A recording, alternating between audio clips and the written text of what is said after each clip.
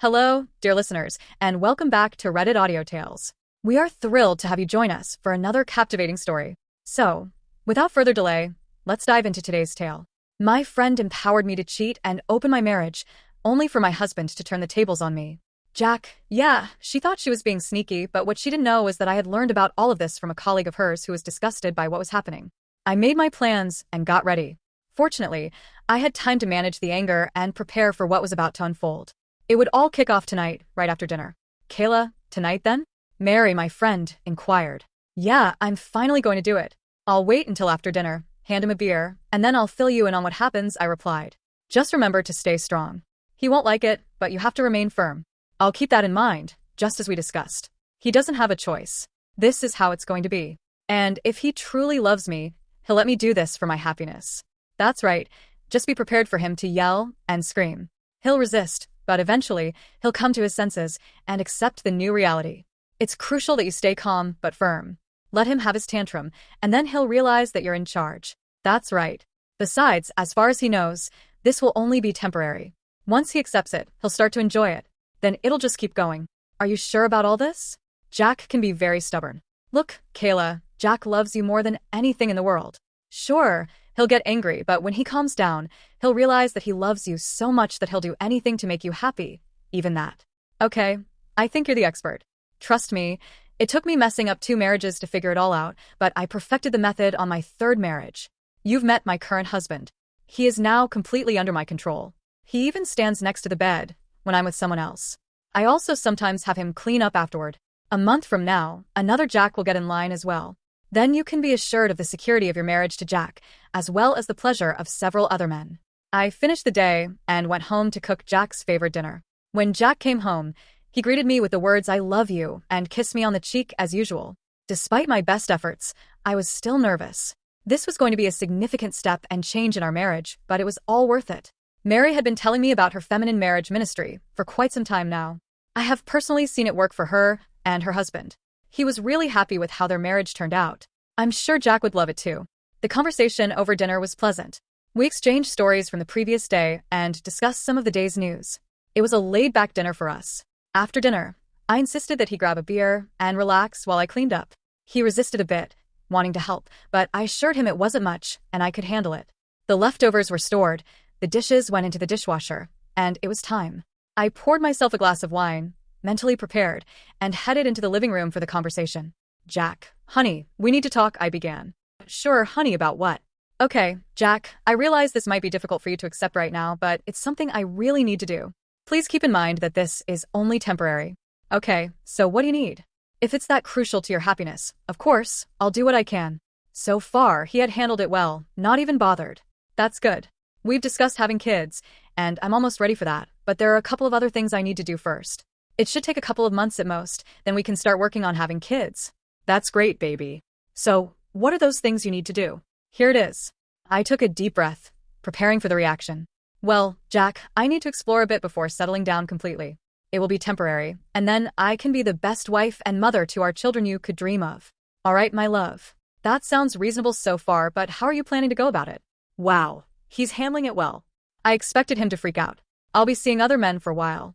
We'll still make love regularly, but I'll also have lovemaking with other guys to clear my head. Remember, it's only lovemaking with them. You are the only one who has my love. I'll return to you in a couple of months, be your faithful wife again, and then we can start working on having the kids we've planned. Well, Kayla, you don't seem to be asking for my permission, so I assume you've made up your mind. I'd like to go on record saying I'm not in favor of it. If you're asking for permission, I'm not giving it. However, you're a grown woman, so I won't stop you if you think it's necessary. Things were going better than I imagined. He didn't raise his voice, said it conversationally. Mary must be right. Jack will accept the new role I'm preparing him for. So, Kayla, how will this work? Are you moving out, or do you expect me to? Are you bringing them here, or going to their place or a hotel? Oh, well, we're both going to keep living here. We're married, and as I said, we'll keep making love. The other guys will just be lovemaking. With you, it will be making love. I may go to them or bring them here. In those cases, you'll have to sleep in the spare bedroom. I don't see the need for a hotel room, since we could just stay here. Again, I'm not in favor, but we shouldn't have lovemaking during this. I won't risk catching any STDs. Once you're done, we'll wait until you're tested and cleared. Have fun. Don't worry about me. Well, Jack can't say I'm not disappointed. I love you and enjoy our lovemaking, but I understand your concern. I'll just have to live with it. That's great, honey. So, when do you plan to start your little flings? Well, Mary and I decided to hit a club and meet a couple of guys from work tomorrow night. I'm not sure if it's going to happen, but I might bring one of them back for the night. Since you're not going to have lovemaking with me while I'm doing it anyway, maybe it would be best if you just move into the spare room for the next couple of months. Okay, Kayla, don't worry about it. I'll take care of moving in by the time you get home tomorrow night, Jack said before returning to reading the paper. I couldn't believe how mature he was about the whole thing.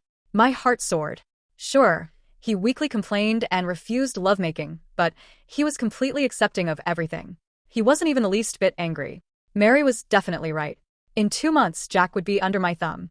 Besides, I knew this lack of lovemaking was only temporary. In a week or two, he'd be back in my bed. Then I would just use the final wrench to get him to fully embrace his new role as my submissive little hubby. Update. Hi, Mary, it's Kayla. Hey, girl. So how'd it go last night? Oh my God. You wouldn't believe how mature Jack was about everything. I expected him to go nuclear, but he didn't even raise his voice. He was just so calm and accepting of it all. Wow, that's great. I told you he'd comply. Do you think you could be able to convince him to watch tonight? I doubt it. In fact, I don't think I'll even suggest it. He said he'd refuse to have lovemaking with me while I'm with someone else. I'm sure that won't last long. After a week or two of using his hands, knowing he has a beautiful woman by his side, he'll be right back. That could be a lot of fun. Since he refused to touch me, I just went ahead and made him move to the spare room. He's packing his things now. He promised me that he would completely move out of the owner's bedroom before I came home tonight. I love that you changed the name from master bedroom to owner's bedroom. I'm going to have to start doing that myself. Oh, definitely. Anyway, I should probably get ready. I'll meet you at the club. Okay, bye. Later that night, Jack had made pretty good progress on boxing up all the stuff from my bedroom.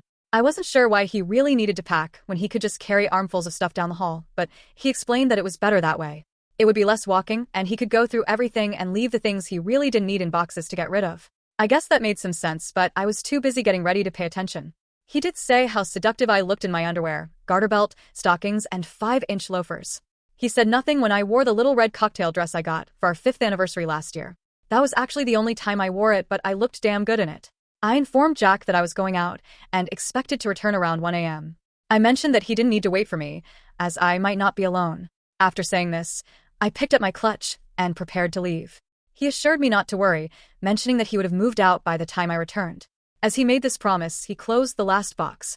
As I left the house, a sense of unease lingered within me, though I couldn't quite identify its source. Despite this, I chose to dismiss it, directing my focus towards the anticipated fun and excitement of the night. At the club, I encountered Mary, Larry, and Josh, the account managers known for their attractiveness and reputed endowment, according to Mary and some of the other office girls. While Jack was moderately endowed, the thought of experiencing a considerably larger member intrigued me, with the added expectation that they knew how to use their assets effectively. In the midst of conversation, Mary asked about Jack's move to the spare bedroom. When our first order arrived, I confirmed that he had completed packing and assured me of being entirely moved out by the time I returned. Upon sharing this information, Josh questioned if Jack had indeed made such a statement. I affirmed, recalling Jack's words when I mentioned my expected return time. Our group burst into laughter at the remark, and Larry humorously expressed disappointment about Jack having moved out as he was hoping to involve him in a carnal setting.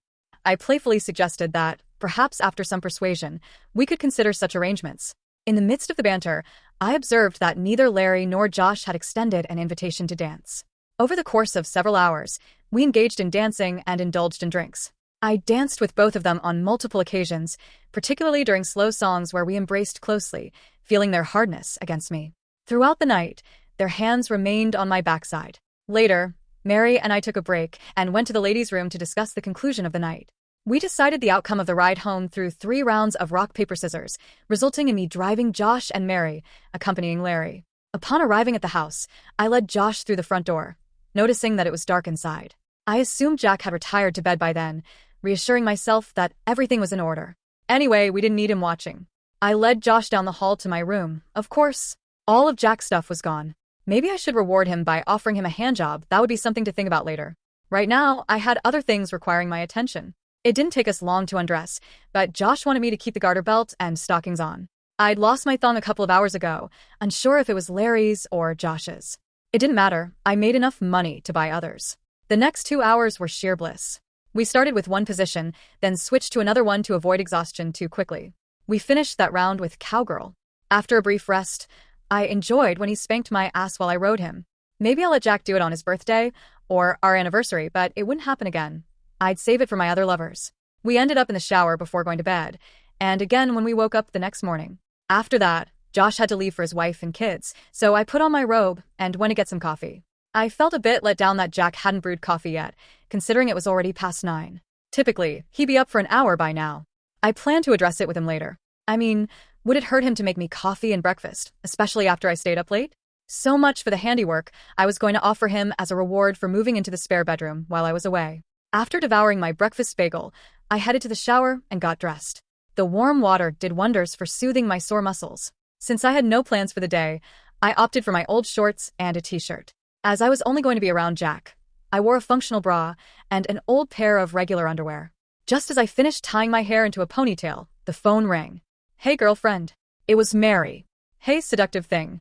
So, how was Josh last night? He was amazing. It was exactly as I thought it would be. Speaking of Jack, what was his reaction this morning? I don't know. I'm a little angry because he seems to be asleep. I was disappointed that he didn't make me breakfast and coffee this morning. I was thinking of offering him a part-time job for moving into the spare room, but now I don't think so. Yes, make sure he knows how disappointed you are and what you expect from this moment. Continue to be aggressive with him, but make sure you give him small rewards when he does something good. This will give him the incentive to try harder. I'm actually starting to get angry that he still hasn't gotten up. Wait a minute while I get his lazy ass out of bed. I walked down the hall to the spare bedroom and pounded on the door shouting his name. No response. I tried again, still no answer. Finally, I turned the knob and swung the door open. Oh crap, I exclaimed. What's wrong? Mary asked on the phone. Jack isn't in the spare bedroom. His clothes aren't even in the closet. Wait, I said, running through the house. Crap, his truck is gone, as are all his tools. That little stirring in the back of my head was starting to take shape. Oh no, I gasped. What? What is it? Mary asked. Jack moved out. Now I understand what he was talking about. He never said he would move his stuff into the spare room. He only said he would move his stuff out of my room. Then he said he would move in before I returned. I thought he meant he would move out of my room, but he meant he would move out of the whole house. Crap, I need to call him and find out where he's gone. No, this is wrong. It sends him a message of weakness. You have to stay strong. Don't contact him. Let him contact you. Trust me, right now, he's just having a little tantrum. In a couple of days, he'll come crawling back to you. This is actually a very good thing. Now you have a reason to punish him and make him beg to do something for you to let him come back. It speeds up the process. I bet you could even let Josh or Larry knock you up and make Jack raise the baby. Are you sure about that? I'm sure. Look what my husband does for me. Well, I have to admit, you've been right so far. Of course I am. Oh, and Larry wants to meet you in the supply closet at work for an hour on Monday. Can we really get away with that? Sure, at least half the girls are doing it. It's so bad I have to do it on a schedule. I'll email you the meeting time, just put it down as an appointment somewhere else. Don't worry about it. The boss never goes there, and everyone who needs something there knows to ask me before going to get something. We continued our conversation for a bit longer before ending the call. I must confess, I felt a bit uneasy about Jack's move. Despite my actions, I genuinely love him and envisioned spending my life with him. Mary's portrayal of a feminine lifestyle sounded appealing, offering me the opportunity to explore various men, eventually a plan to give up other relationships, but Jack will remain my devoted and submissive spouse. Perhaps in a few years, I can negotiate with Jack to let me tie him down in exchange for ceasing involvement with other men. Of course, this will only happen when I'm ready to give it up, and he doesn't need to know that. Yes, I could use binding as a condition for his return. I'd need to consider that.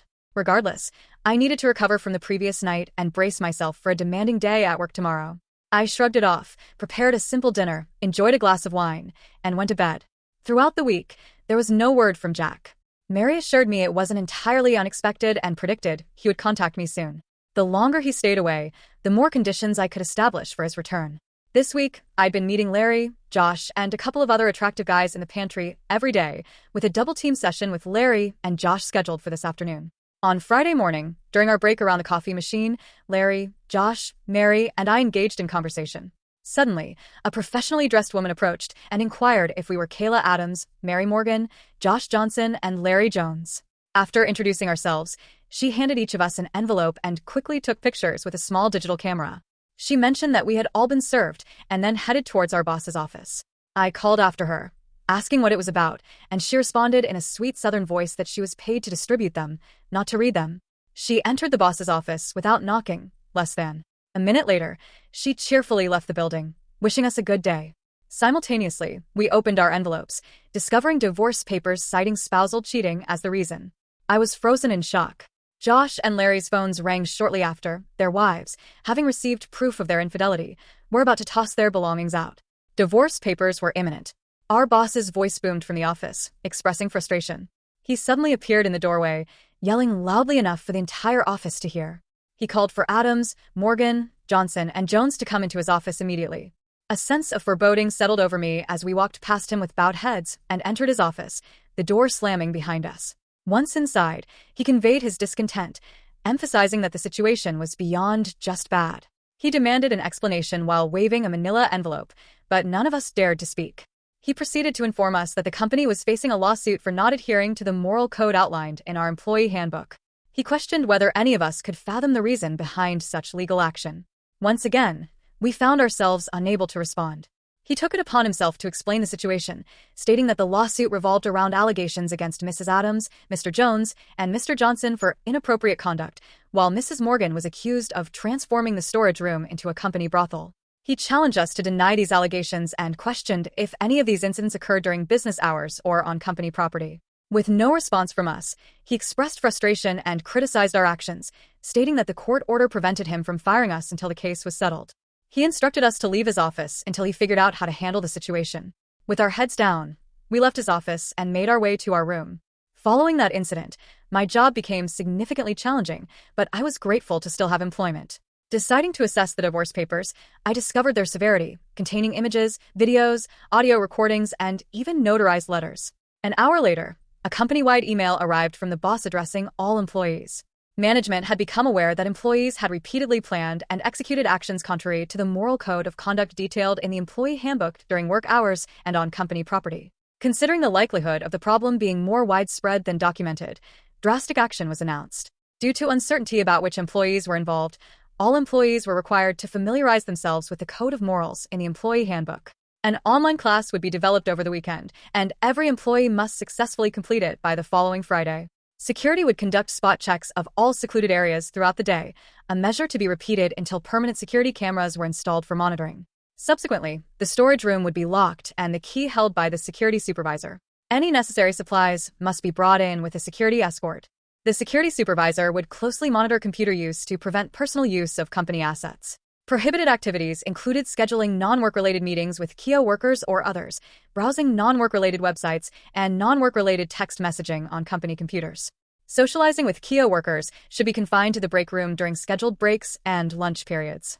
Security personnel would roam the building to monitor compliance, and the names of those responsible for the actions would not be disclosed.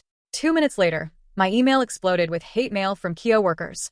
After work, the other three and I met at a bar across the street. Seated at a small table in the corner, we faced disapproving looks from other KEO workers during Friday happy hour.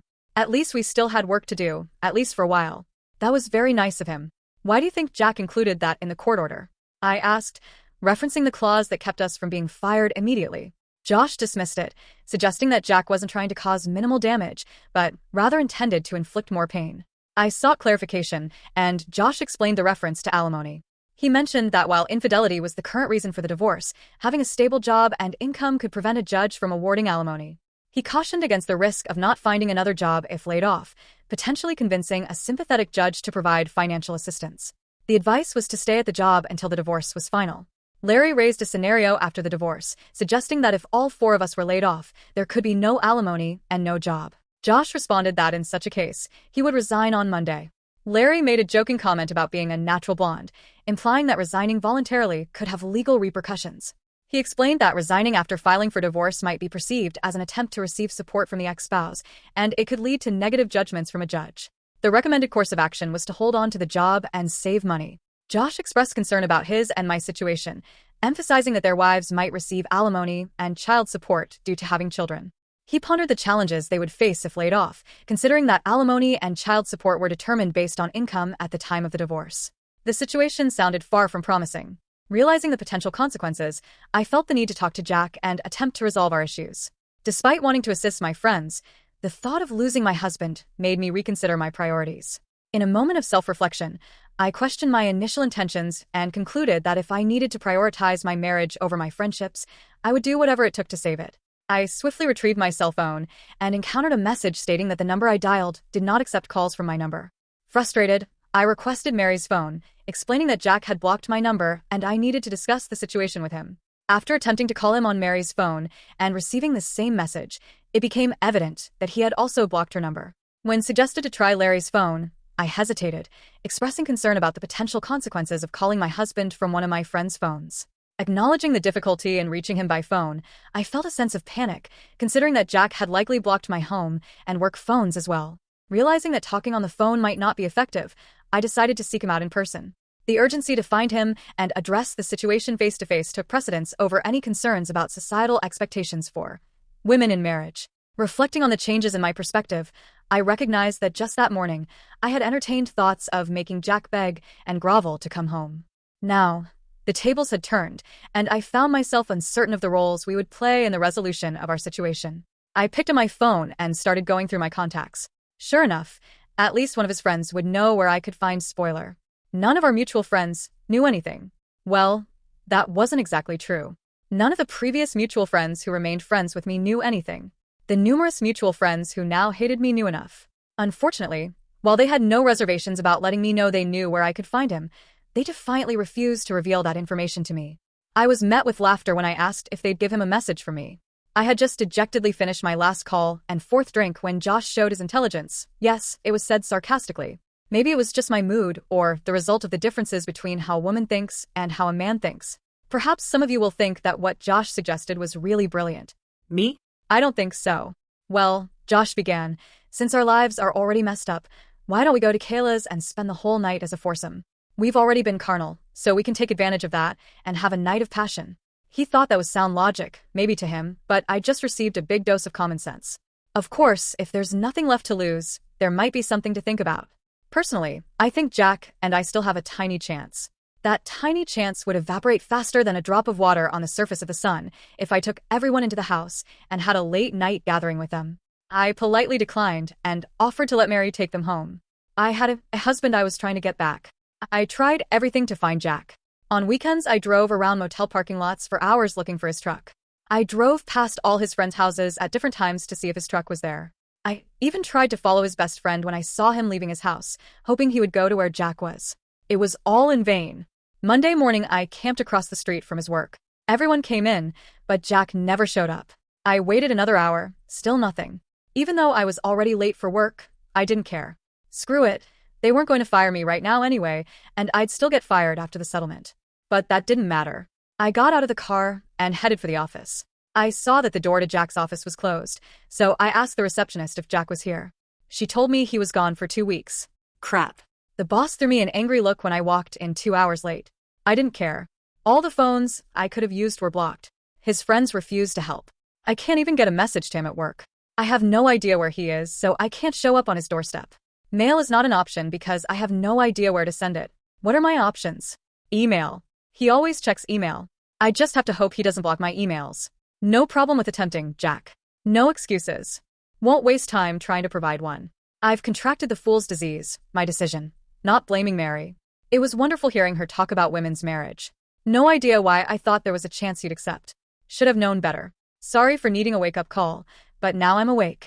I want you to know I'm deeply embarrassed and regret my actions. I understand you may not accept it. Jack, despite my recent actions, I truly love you completely. You did nothing wrong. It was me being an incredible idiot and selfish. Jack, my love. Even though I don't deserve it, I beg you to forgive me. I need to come back. I'm willing to give you anything. I realize the foolishness of trying to create FM, but I'd be thrilled to be part of MLF. Yes, Jack, I'm giving you my soul, and you're just giving me orders. I'll literally do anything to get back to where I belong with you. I know the definition of anything. Please, Jack, I'm offering you anything. Despite no interest in women, I'll do things for you. Serve you and friends at a Super Bowl party in only a garter belt, stockings, and high heels if it brings me back to you. If you want me in a certain way, tell me to bend over the nearest chair, regardless of who's watching. Spank my spine cheeks with a leather belt. Tell me when and where I'll bring the belt. No reason to trust me, but I'll put on a chastity belt and give you the keys as a condition for my return. Had blood drawn for an STD test, results in a couple of days. Tell me where to send them, and I'll get them to you. Jack, no matter what happens, you're the best person I've known. I know you'd never intentionally hurt me, even though I probably deserve it. I accept it all, not asking you to forget or trust me again.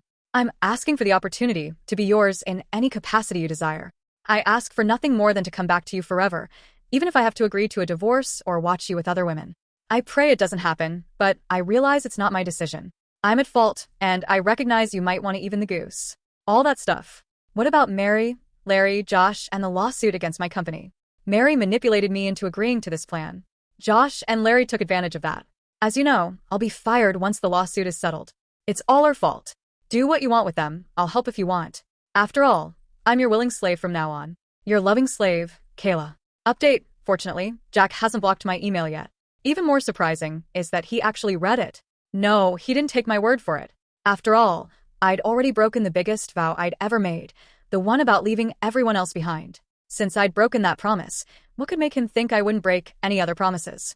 All I could do was prove it to him, one action at a time. 2 years had passed since I sent that letter.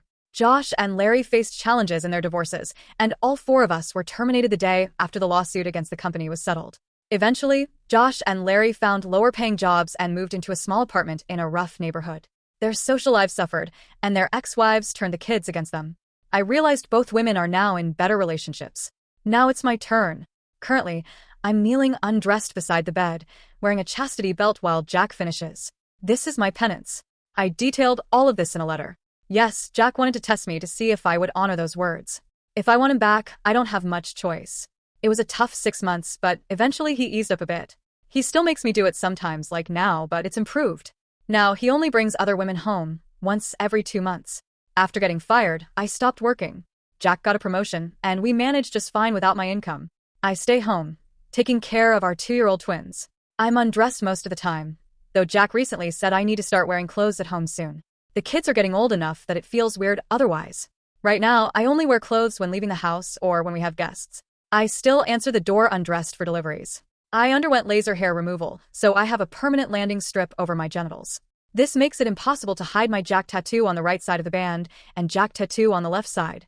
Every week, Jack updates the 5 red stripes on my buttocks with a leather strap. Right after the 5th stroke, he removes my plug and engages me back as I lean over the couch. I'm not perfect. Sometimes there are more stripes on my buttocks or chest when I mess up, but I genuinely enjoy it. Who knew the sting of a strap-on could cause a bond? Mary? Well, she's still married. True, she got fired as well, but no one anticipated her facing any significant consequences. Her husband seemed entirely submissive to her whims. She'd easily find another job, and life would continue for her. Life isn't always fair, right? Actually, it is. Harold wasn't the submissive loser everyone believed. Once he gathered evidence, he got furious. I thought I had a tough 6 months, but compared to hers, it was a walk in the park. Deciding he had punished her adequately, he served her with divorce papers. While putting Mary through hell, he quietly liquidated all their assets and safeguarded them. He gave her the house after refinancing it and taking all the equity, then vanished. She lost the house, and all the money disappeared. She found another job, but for half the salary she used to earn. She also has a tarnished reputation and is not dating presently. With another month of antibiotics ahead, you might be wondering why I endure this, or laughing at my deserved fate. If you're upset because Jack didn't leave me stranded, I thank God every day he didn't, though I deserved it. I endure it because I can't fathom being without the love of my life. Yes, Jack whips and humiliates me, but he still loves me. He has other women, but never without me. I can leave anytime. And Jack showed me divorce papers where, he'd be fair, I declined the offer. He's an excellent father, lover, and husband. I don't need anything else. I got so caught up in the idea of women's marriage that I lost sight of what truly matters. Instead of being content in an equal relationship, I became subservient to my husband. It wasn't intended, but I'm content.